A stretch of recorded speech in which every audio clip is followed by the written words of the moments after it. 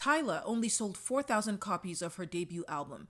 This is the headline that's been paraded recently. We all love a Cinderella story until we don't. If you're not familiar with Tyla, that's okay. She's a singer from South Africa who had a huge breakout hit fairly recently. Won a Grammy, landed a major record deal, all very quickly. Her words that night as she picked up the award for Best African Music Performance were, "I never thought I'd say I won a Grammy at 22 years old." I know that as a society, we love for things to move very quickly in our lives. We love to be successful very early in our lives. I'll also add with as little obstacles as possible. But can I argue that impact and legacy matter more than how young or how quickly you acquire success? When I was 11 years old in boarding school, I attended a dinner party. We often had these dinner parties as practice to prepare us for the real world.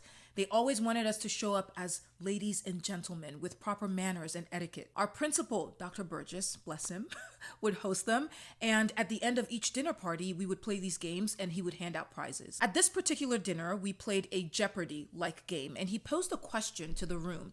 What does the term flash in the pan mean? Someone asked him to use it in a sentence, and he said, "After winning the debate competition for her house, will Miss Opokunle," referring to me, "become a flash in the pan?" First of all, sir, how am I catching strays? Of course, as soon as he said that, I knew exactly what he meant. It was my first big competition. He wanted to know, would my win, would my excellence be a one-time thing? Would I end up being a one-hit wonder? I don't know why, but since that day, that night, those words have driven how I show up in my life. Instead of just thinking short term on most things, I've tended to lean into long-term impact. When things have been difficult in life, at work, or business, when success has felt like it's taking too long, I remember those words. I tell myself over and over again that legacy and impact matter more than how young or how quickly. Something else, in order to change the microstructure of a piece of metal, you have to put it through fire. This is the only way that you can change it at its core. You put it in the fire, you take it out. You bang it out, you put it in water, you take it out, you bang it out.